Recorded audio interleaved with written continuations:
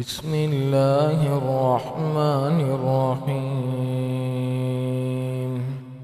والطور وكتاب مسطور في رك منشور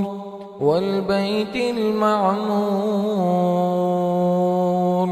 والسقف المرفوع والبحر المسجور إن عذاب ربك لواقع ما له من دافع يوم تمور السماء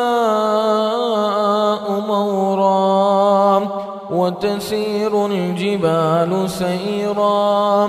فويل يومئذ للمكذبين